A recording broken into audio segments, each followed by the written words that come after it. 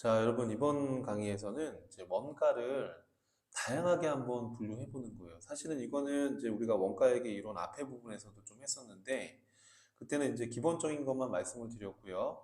조금 더 이제 우리가 시험에 나오는 그 이론적인 부분을 또 한번 봐야 되니까요. 한번 같이 한번 보시죠. 자, 원가를 다양하게 이제 분류를 해볼 수 있었어요. 그렇죠?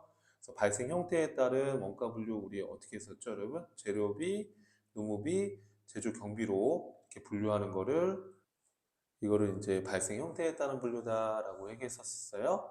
자, 근데 여러분 이 재료비, 노무비, 제조 경비를 추적 가능성에 따라 그리고 우리가 이전 강의 앞에서 제가 김밥으로 설명드렸었죠. 뭐 참치김밥, 김치김밥 이렇게 해요. 그죠? 기억나시죠?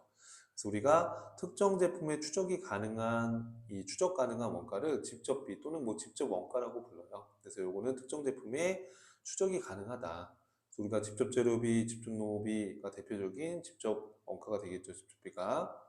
간접비는 뭐였었어요? 이것도 공부했었는데. 그럼 간접비 또는 간접 원가라고도 하는데 이건 특정 제품의 추적이 불가능한 원가를 말해요. 뭐 예를 들어서 공장의 임차료, 공장의 보험료, 기기장치에 대한 감가상각비 이런 것들은 특정 제품이 얼마가 들어갔다라고 추적할 수는 없잖아요. 그래서 대부분이 이제 제조 경비는 우리 재료비, 농업비를 제외한 제조 경비는 대부분 이제 공통원가들이 대부분이에요. 그렇죠? 그래서 이걸 이제 간접비 이렇게 해요. 공통원가.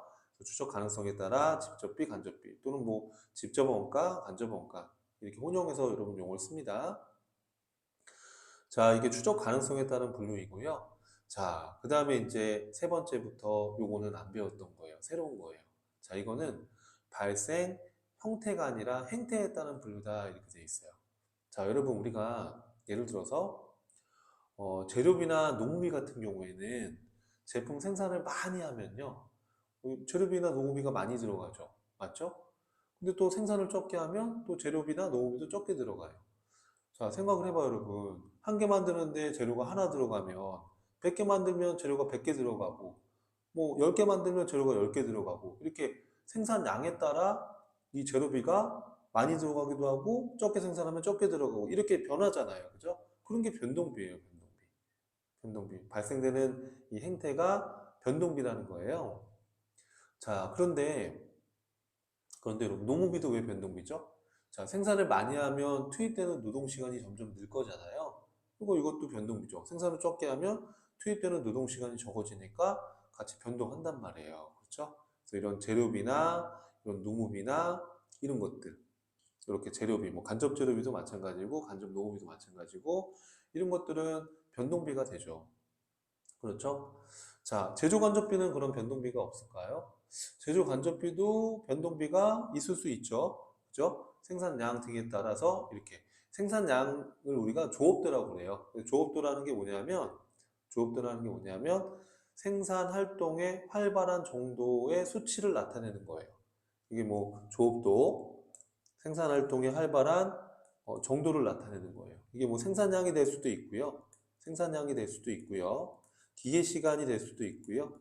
그리고 뭐 작업 시간이 될 수도 있고요. 자, 이처럼 조업도, 생산 활동의 활발한 정도를 나타내는 이 수치, 조업도. 헷갈리면 그냥 여러분 생산량 이렇게 한번 이해를 해봐요. 그래서 생산량이 늘어나면 늘어날수록 같이 원가도 많이 들어가고, 생산량이 줄면 원가도 적게 들어가고, 이런 게 이제 변동비라고 하는 거예요. 변동비.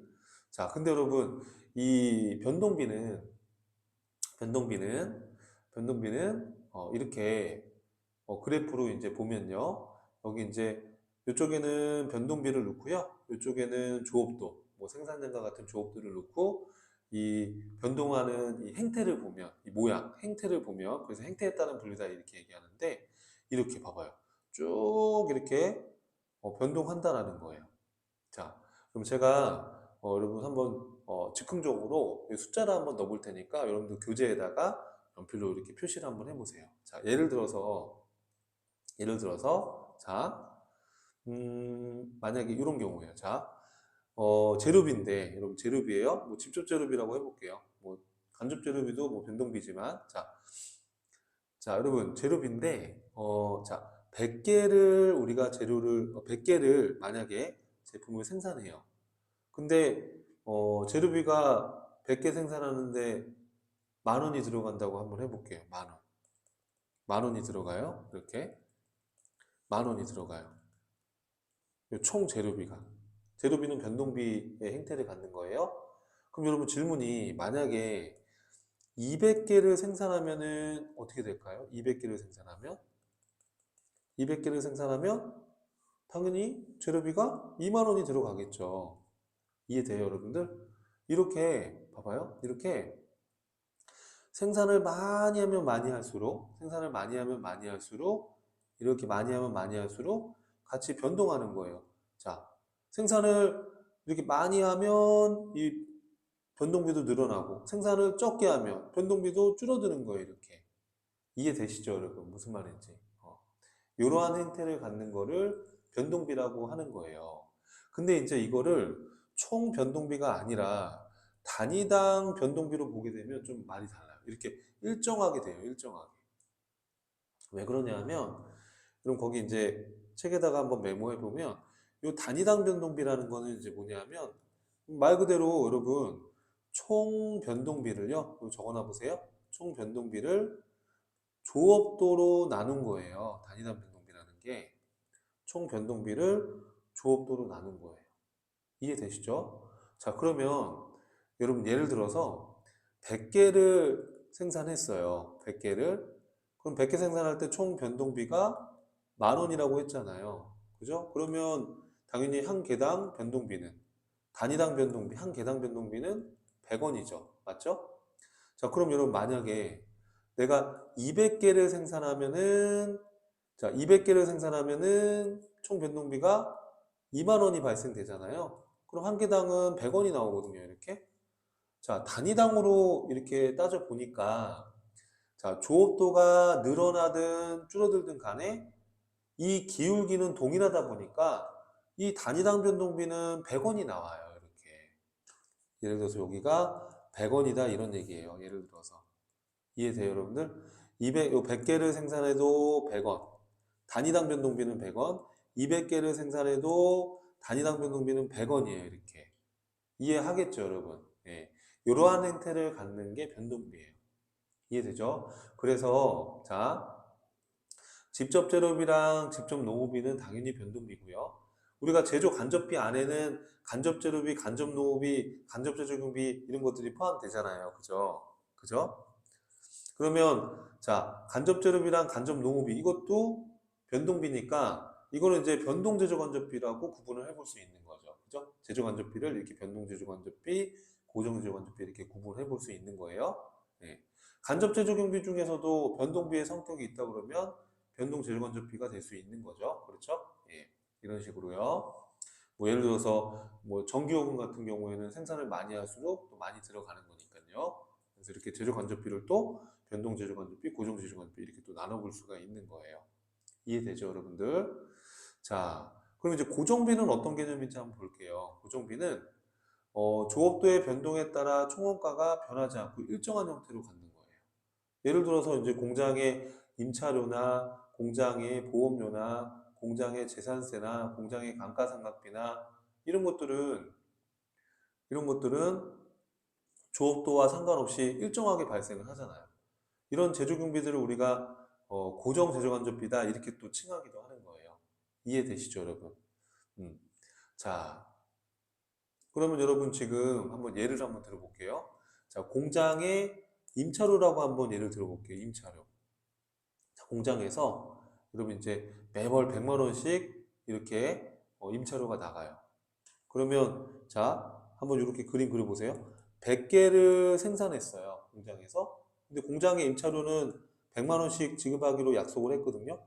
그러면 100개 생산해도 공장의 임차료는 100만 원이 나가요. 그렇죠? 그럼 질문. 200개를 생산하면 월세 더 많이 내요, 여러분들? 아니잖아요. 200개 생산해도 그대로 100만 원이 나가요. 그러니까 여기서 그림에서 보면 알 수 있듯이 발생되는 이 원가의 행태, 모양이 항상 이렇게 일정하게 돼요. 그래서 이걸 우리가 고정비다 이렇게 얘기를 한 거예요. 자, 그런데 여러분, 여기 지금 미스가 난 건데요.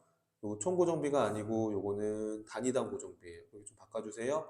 단위당 고정비예요. 근데 여러분 이게 이거를 단위당 고정비로 보게 되면은 어떻게 될까요? 단위당 고정비.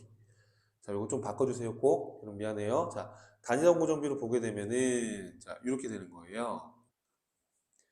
자, 단위당 고정비는 여러분, 여기 좀 공식을 써놔 볼까요? 단위당 고정비는 총 고정비를요, 총 고정비를 조업도로 나눈 거예요. 단위당 고정비는 총 고정비를 조업도로 나눈 거예요. 이해되죠? 자, 그럼 우리 한번 계산을 한번 해보자고요. 자, 예를 들어서 100개를 생산해요. 근데 공장 임차료는 100만 원 내잖아요. 그럼 자, 계산해보면, 자, 100개를 생산하면, 자, 100만 원의 총 고정비가 발생이 되죠. 그러면 한 개당 얼마예요, 여러분? 요거 계산기 눌러보면 만 원이죠. 그렇죠? 그러면 100개를 생산하면은 이렇게 해서 해보면은 여기가 이제 만 원이 나가는 거예요. 그죠? 자, 그런데 만약에 자, 100개를 생산한 게 아니라 여러분 200개를 생산했다고 한번 해볼게요. 자, 200개를 생산했어요. 이렇게요. 그럼 200개를 생산해도 총 고정비는 그대로 얼마예요? 그렇죠. 100만 원이에요.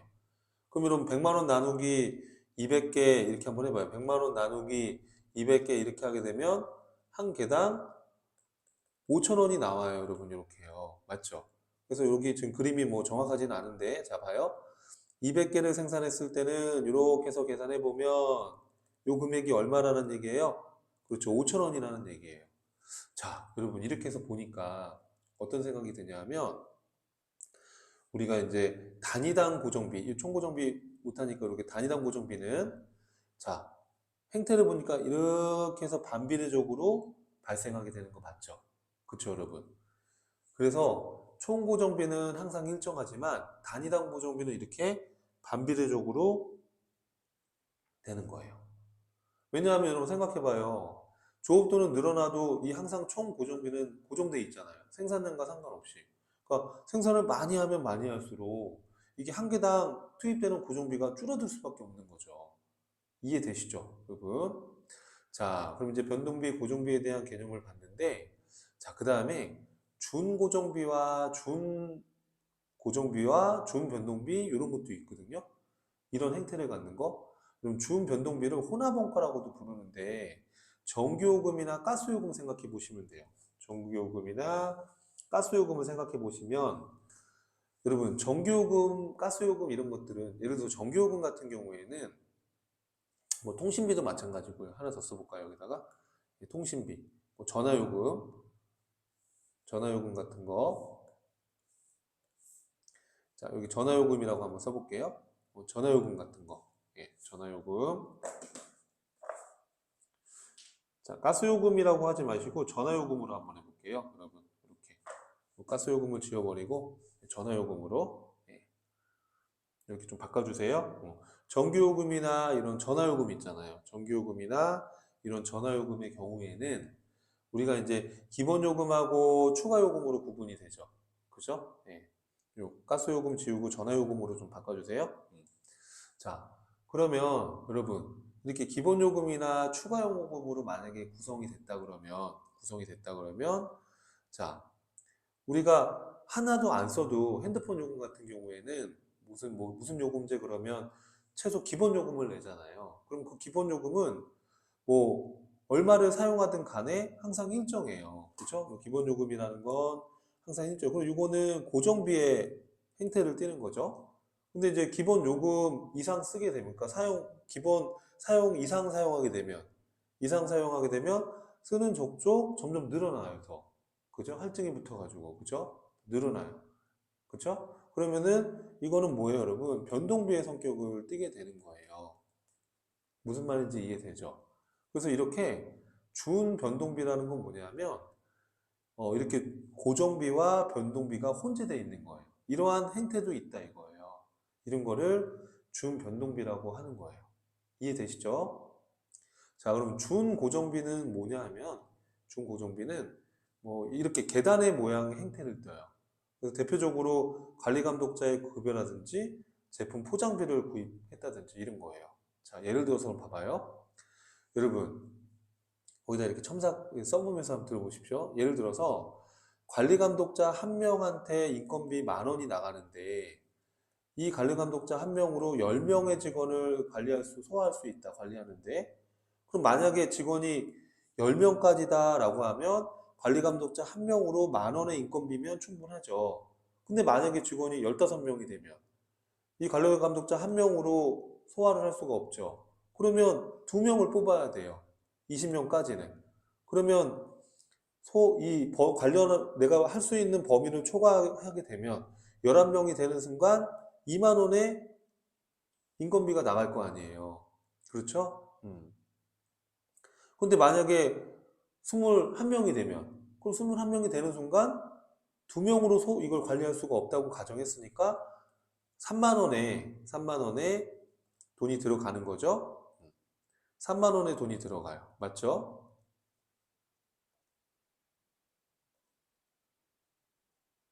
자, 여기 갑자기 여러분들 제가 뭘 잘못 건드렸는지 3만 원의 돈이 이렇게 들어갈 수 있어요. 그렇죠? 자, 이해하셨죠, 여러분? 그러면 자, 그러면 여러분 만약에 21명이 됐다 그러면 3만 원에 관리 감독자가 필요한 거잖아요. 근데 3명이 이렇게 봤더니 이렇게 보니까 이 관련 범위 안에서는 고정비의 형태로 이렇게 발생하지만 그 관련 범위를 벗어나는 순간 이렇게 계단의 형태로 발생이 되잖아요. 그렇죠? 이렇게 계단의 형태로 이렇게 발생이 되는 거예요. 이런 거를 이제 준고정비다 이렇게 얘기해요.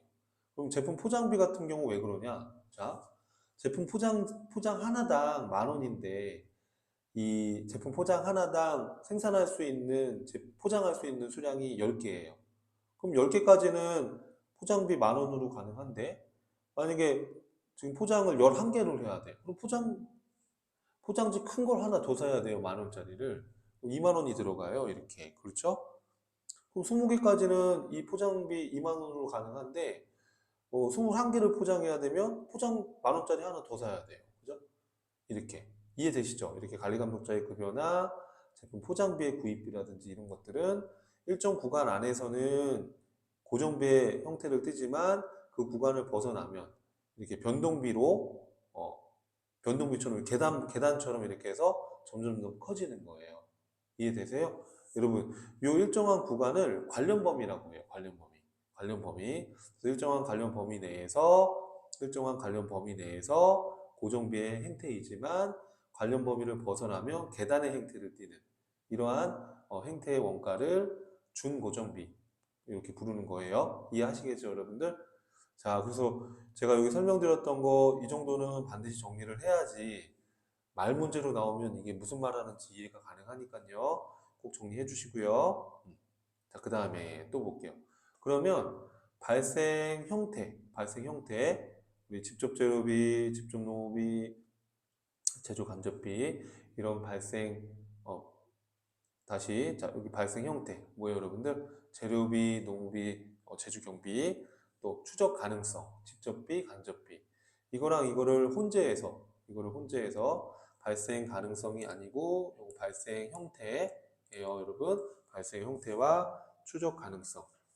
이렇게 고쳐주세요. 발생 형태와 추적 가능성을 혼합해서 우리가 또 어떻게 원가를 분류해 볼 수 있어요, 여러분. 요거는 이제 앞에서 여러분 우리 수업했었죠. 다시 한번 복습해 보면 직접 재료비, 농업비, 제조 경비. 재료비는 직접 재료비, 간접 재료비. 농업비도 직접 농업비, 간접 농업비. 이거 했던 거니까 확인만 하고 넘어갈게요. 직접 재료 경비, 간접 재료 경비 이렇게. 그렇죠? 자, 그러면 여기서 우리가 간접 재료비, 간접 농업비, 간접 재료 경비 이런 것들은 이렇게 해서 어디에다가 우리가 집계를 시키는 거죠? 제조 간접비로 이렇게 해서 이해되시죠? 그래서 우리가 이제 원가 계산할 때 최대한 직접 재료비를 추적하고 최대한 직접 농업비를 추적하고 이런 간접 재료비, 간접 농업비, 간접 제조 경비를 제조 간접비로 이렇게 해서 집계를 해주는 거죠. 그렇죠? 근데 사실은 이제 제조 경비 중에 직접 제조 경비가 있을 수 있어요. 근데 직접 제조 경비는 중요성이 크지 않은 경우에 그냥 간접비로 그냥 다 포함해서 이렇게 원가 계산을 하는 경우가 있는데 우리 시험 문제에서는 만약에 직접 제조 경비가 언급이 있어요.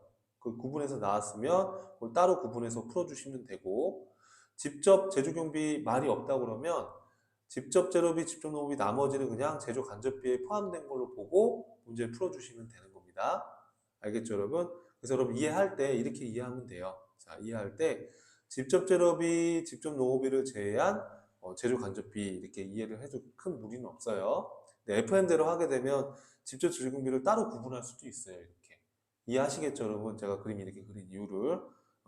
그래서 직접 제조경비가 또 시험에 별도로 또 나온 적도 있다 보니까 제가 이렇게 FM대로 이렇게 그림을 그려놓은 겁니다. 자, 그래서 여러분 우리가 요거 예전에 앞에서 공부할 때 어떻게 공부했었어요?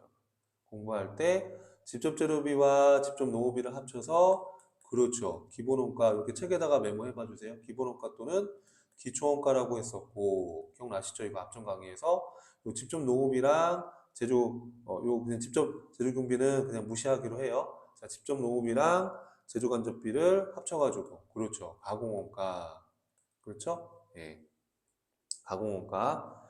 그래서 요거를 또는 뭐라고 했었어요? 전환원가라고도 한다 이렇게 설명드렸었죠. 그래서 기본 원가이면서 가공 원가에 포함되는 게 직접 농업이다 이렇게 설명을 드렸었어요. 이해되시죠, 여러분들? 자, 그래서 여기 지금 밑에 해놓은 게 요 그림이에요. 자, 요 그림 별표 다시 한번 정리해 보면 자, 그래서 우리가 일반적으로 이렇게 밑에처럼 구분하는 거예요. 자, 직접 재료비, 직접 농업비, 제조 간접비 이렇게 해서 이제 원가를 구분해 본다는 거예요. 그래서 직접 재료비랑 직접 농업비를 합쳐서 뭐라고 한다? 기본 원가, 기초 원가. 직접 농업비랑 제조 간접비를 합쳐서 가공 원가 또는 여러분 전환 원가라고도 부릅니다. 그러면 기본 원가이면서 가공 원가에 포함되는 원가 요소는 그렇죠. 직접 농업비. 자, 그리고 또 직접 재료비, 직접 농업비, 제조 간접비를 합쳐서 뭐라고 해요? 단기총 제조 원가 이렇게 부르는 거예요. 이해하시겠죠? 무슨 말인지? 자, 그 다음에 이제 여러분 지금 우리가 뭘 하고 있는 거예요, 여러분? 이 제조 원가를 이렇게도 분류해보고 저렇게도 분류해보고 다양하게 분류를 해보고 있는 거 맞죠? 다시 한번 불러볼까요, 여러분? 발생 형태에 따라서 어떻게 재료비, 노무비, 제조 경비, 또 추적 가능성에 따라서 직접비 또는 뭐 직접 원가 또는 간접비 또는 간접 원가 또 어떤 게 발생 행태에 따라서 행태예요, 형태가 아니라 변동비와 고정비 그렇죠? 그래서 준변동비, 준고정비도 있었고 또 여러분 뭐 발생 형태와 그 다음에 추적 가능성에 따른 걸 혼합시켜 가지고 직접 재료비, 직접 농업비, 제조 간접비 이렇게도 구분한다는 거 이해되시죠, 여러분? 그래서 우리 제조 원가를 다양한 기준으로 이렇게 저렇게 막 분류를 해보는 거예요. 이해하시겠죠? 무슨 말인지. 자, 그 다음에 의사결정과 관련된 원가의 분류인데요. 자, 경영자가 여러분 의사결정을 할 때 매몰원가라는 것도 있고 뭐 기회원가라는 것도 있대요. 자, 여러분 요거는 제가 만든 사례 있거든요. 이 사례로 한번 설명 듣고 그리고 읽어봐요. 자, 케이스입니다. 자, 여러분 제품을 1,500원에 생산한 후에 제품을 팔아야 되잖아요. 근데 제품에 하자가 있는 거예요. 그래서 지금 경영자가 의사결정을 해야 돼요. 이 제품을 대체 어떻게 처분할지 고민인데 여러 가지 대안을 고려 중인데요. 대안이 세 가지의 대안이 나왔나 봐요. 첫 번째 대안은 제품을 그냥 낮은 가격으로 그냥 그대로 팔겠대요. 이 물건을 생산하는데 1,500원에 만들었지만 그냥 1,000원에 팔아버리겠대요. 지금 물건에 하자가 좀 있으니까요. 두 번째 대안은 해당 제품을 판매 대행회사를 의뢰해가지고 판매를 한번 해보겠대요. 그런데 1,300원에 판매를 할 수가 있는데 그 대행사에다가 또 판매 대행 수수료 200원을 줘야 되니까 그러면 우리한테 떨어지는 돈은 1,300원에 팔 수 있지만 200원 수수료 주면 그렇죠. 1,100원이 떨어지는 거예요, 나한테. 세 번째 대안은 제품을 다시 한번 좀 하자가 있지만 제 작업을 해가지고 1,600원에 팔 수가 있을 것 같아요. 근데 이제 재포장해가지고 이제 이렇게 판매를 하게 되면 포장비가 또 700원이 들어간대요. 그러면 900원이 떨어지거든요, 나한테. 다른 변수는 없다라고 했을 때 이 제품 만들 때 1,500원에 들어간 이 제품을 좀 하자가 있는 제품을 그대로 팔 건지 아니면은 그 외주를 줄 건지 아니면은 다시 조금 재작업을 해가지고 팔 건지 이렇게 고민이 되는데 의사결정을 지금 경영자가 내려야 되거든요. 그러면 여러분들이 만약에 이 경영자라고 하신다면은 어떠한 대안을 선택하시겠습니까? 다른 변수가 없다 그러면? 그럼 사실은 고민할 건덕지가 없죠. 돈 되는 쪽으로 가는 거 아닌가요? 기업은? 이윤을 추구하는 거니까. 그러면 당연히 경영자는 가장 돈이 많이 남는 1,100원짜리의 대안을 선택할 거예요. 맞죠? 그렇죠? 그럼 여러분 이때 우리가 대안 1을 선택할지 2를 선택할지 3을 선택할지 이런 의사결정 고민을 할 때 옛날에 이 물건 만들 때 1,500원 요 돈 투입된 거 생각하면 돼야 안 돼요? 안 돼요, 여러분. 안 되는 거예요. 우리가 삶을 살아갈 때도 너무 과거에 여러분 이렇게 치우치면 안 되는 거예요. 미래가 중요한 거니까. 무슨 말인지 이해되죠?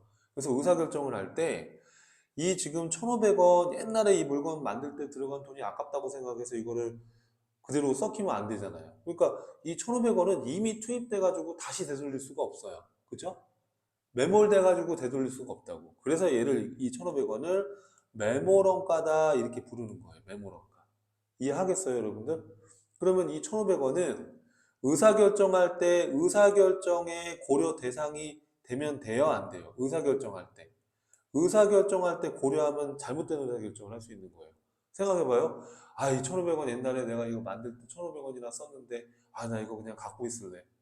그러다가 나중에 이거 버려야 돼요, 여러분. 나중에 못 팔게 되면. 그죠? 그러니까 이 1,500원은 이미 옛날에 투입된 원가고, 이거는 매몰돼가지고 다시 되돌릴 수 없는 거니까 그냥 잊어버려야 돼요. 잊어버리고, 지금, 미래에, 이거를 어떻게 팔 건지, 그거에 대한 의사결정에 대해서 이렇게 고민을 해봐야 되는 거예요. 이해하시겠어요? 이 매몰 원가는 역사적 원가로서 다시 되돌릴 수 없는 원가. 이거는 의사결정이 고려하면 안 되는 겁니다. 이해했죠, 내 말? 자, 그러면 우리가 대안 1을 선택했단, 아, 미안, 대안 2를 선택했단 말이에요. 그죠?